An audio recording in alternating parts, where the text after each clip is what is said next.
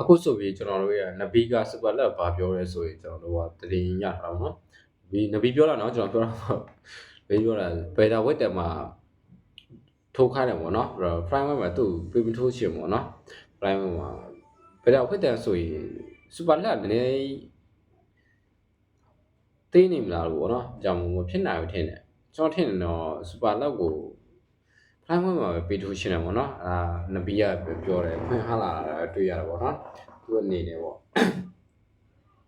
ဖိုင်ဝင်နေတယ်မှာတင်းတော်ထင်တယ်ဗီဒီယိုဝက်တယ်မှာသူထိုးတာပဲနှစ်ပွဲလောက်ပဲရှိတယ်နှစ်ပွဲမှာယူကီကာဇာနဲ့ပေါ့နော်ယူကီကာဇာနဲ့ပထမရှိပဲတွေ့လိုက်ရပါတော့စပါလဲဒီခါလဲကြိတ်ပိုက်တာနောက်ပြီးကျွန်တော်တို့ထပ်တွေ့ရတာကဒုတိယပွဲမှာနော်ဗီဒီယိုဝက်တယ်မှာဒုတိယပွဲမှာထိုးတာကယူကီရိုဇာနဲ့ပေါ့နော်ယူကီရိုဇာနဲ့ထိုးတယ်ကျွန်တော်တို့၃ရှိကစားလိုက်ရတယ်၃ရှိလုံးမှာတော်တော်ကြီးကောင်းပါနော်စပါလက်ပဲနိုင်ရရှိပဲအကြောင်းမို့မြိုက်ပြီးမထိုးရင်ကျွန်တော် private တင်မှာပဲပေးထိုးရှင်းတယ်ပေါ့နော်ဒါနဘီပြောရတဲ့နော်ဒီကိုတို့ကဘယ်ဝိတ်တင်မှာပေးထိုးရှင်းတယ်ပေါ့နော်ကျွန်တော်စပါလက်ပေါ့နော်အောင်ကျေးဇူးတင်ပါတယ်တိုင်း share လုပ်ခဲ့ပြီပါနော်